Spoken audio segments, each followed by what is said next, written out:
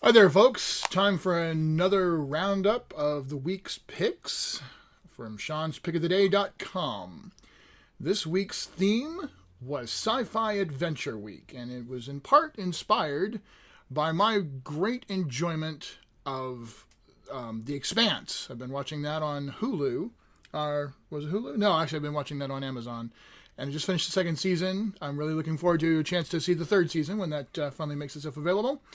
So I decided to honor the amazing work on that show by focusing on science fiction adventure. The other reason why I was very motivated to focus there is because this product here, which I opened up the week with, Esper Genesis. Esper Genesis is a really exciting game put out by some friends of mine, and it's just pure on, all the way in sci-fi adventure. A friend of mine, when I picked that on Monday, looked at that and said it looks like Guardians of the Galaxy on steroids.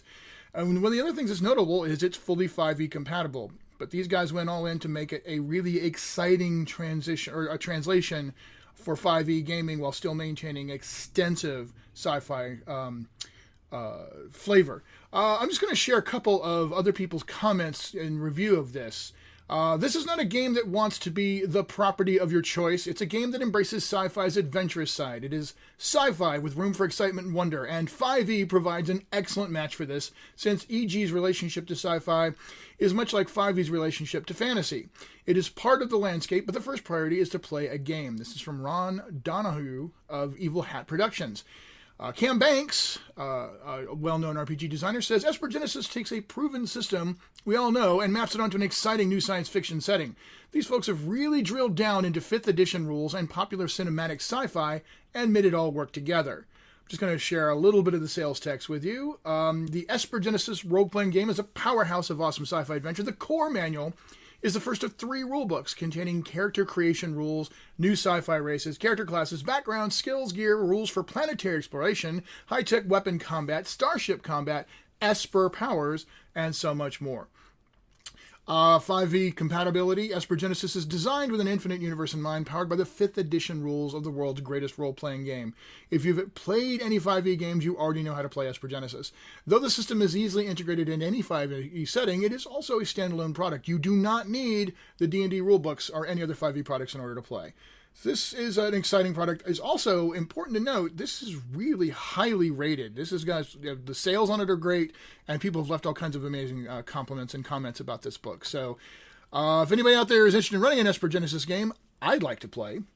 Moving on to Tuesday's pick. This is a well-known property, Stars Without Number, done by Kevin Crawford. It is a pure-on science fiction role-playing game. Stars Without Number, the first version of that, was incredibly popular when it came out, and this one is doing quite well as well.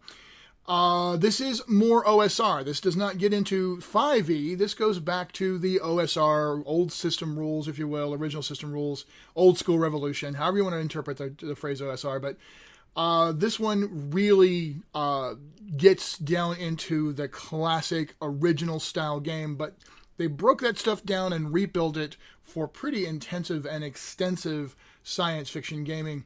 Interstellar nation building, transhumanism, giant war machines, and space magic are all part of the offerings. So, getting into a little bit of the sales text. This is also, by the way, its own setting. The year is 3200, and mankind's empire lies in ashes. The jump gates fell 600 years ago, severing the links between the myriad worlds of the human diaspora. Now the long isolation of the silence falls away as men and women return to the skies above their scattered worlds.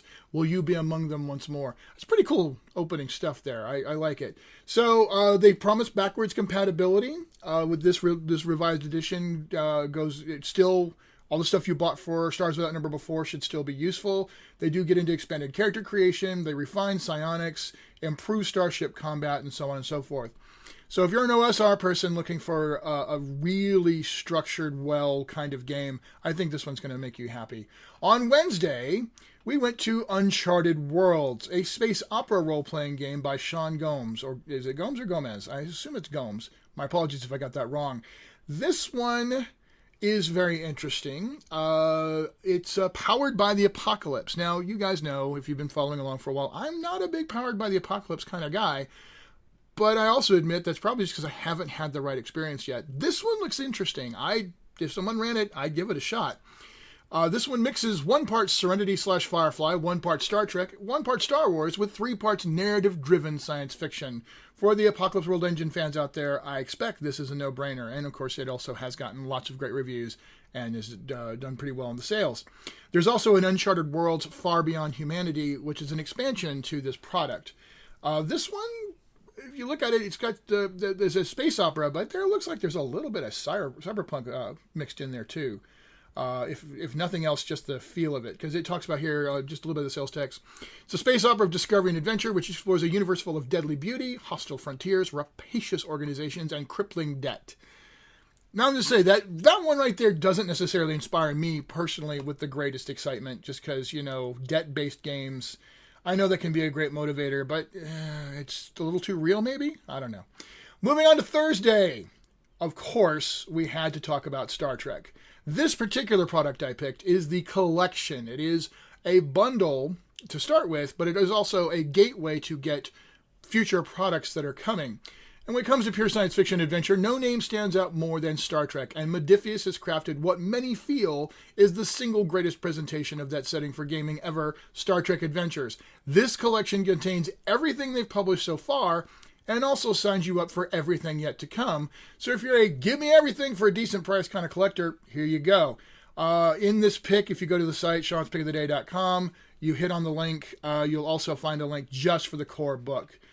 Now, just what it says here, the collection automatically gives you the Star Trek Adventures core rulebook.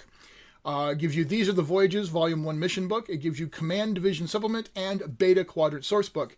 It promises to also deliver to you for the one price, Operations Division Supplement, Alpha Quadrant Sourcebook, Sciences Division Supplement, Gamma Quadrant Sourcebook, and Delta Quadrant Sourcebook. So there you go. It's a fairly steep price, but you're getting huge amounts of stuff all under the one umbrella. So, and again, every person I know who has played this game has been thrilled with it. Once again, it's another game that if I had a chance to play, I would totally dive in. Then finally today, and this one will surprise no one, of course, me being who I am, I chose the science fiction companion for Savage Worlds. Wanted to close out Sci-Fi Week, or Sci-Fi Adventure Week, with a set of tools that you would be able to use to craft your own setting, or to recreate any setting that you are excited about. So you would obviously want the Savage Worlds core rules. You would want to grab the science fiction companion. It covers new character creation stuff, but it also gets into gear and the customization thereof, cybernetics, mecha, weapons, starships, and a whole bunch more. Now, there's a couple of settings that Pinnacle has published already, Fear Agent and The Last Parsec, which delve heavily into using the material in this book. And there's, of course, a ton of other Savage World science fiction settings out there as well, so you would have a massive library of stuff to play with there. So there we go. That's to be the Wix picks for Science Fiction or Sci-Fi Adventure Week. And let me know if you're paying attention. If you've enjoyed this, I'd love to hear from you. Give a mention down in the comments. What kind of theme weeks would you like to see? What would you like to see me focus on over a course of a week in terms of the types of games or products that you'd be interested in seeing me talk about? So thanks again for watching, and we'll see you next week.